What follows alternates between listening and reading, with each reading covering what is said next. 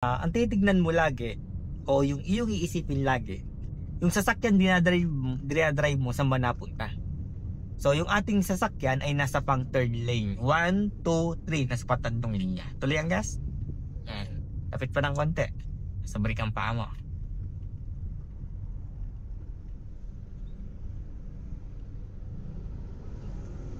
Gas. So mapapansin mo merong solid na white at merong broken na line. So yung kasalubong natin, pasok ba sa loob ng guhit? Pasok dito ba sa ating lane? Hindi. So hindi. So mabilis ang tingin. So itong tricycle, pasok ba sa loob ng guhit natin? Itong kasalubong natin? Hindi. Yung yan, yung motor pasok. Yung pick up, pasok ba? Hindi rin. Yung tricycle, hindi rin. Yung taong naglalakad, hindi. Itong kasalubong nating close ba nito? Hindi rin. Ganun kabilis ang pagtingin sa kanila. Opo. Tinitingnan lagi kung pasok ba sa loob ng guhit. Kasi kapag may pasok sa loob ng guhit, yun yung sasabit sa atin. Yan, pasok yung isuso. Yan, pero natakbo siya.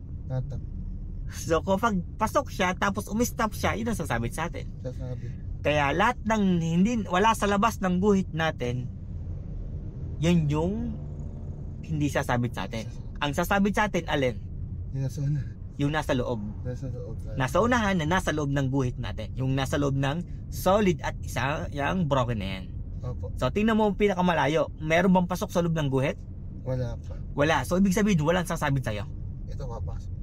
Okay, so tanggal ang tingin doon. Okay. Hindi na pasok siya. Hindi siya pasok. So ganun yung mabilis ang tingin. Mabilis.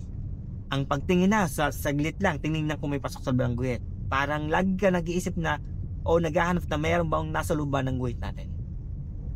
Okay? Okay. So hindi yung nandito ang tingin, layuan mo ang tingin. Pag layo ang tingin mo, mas better.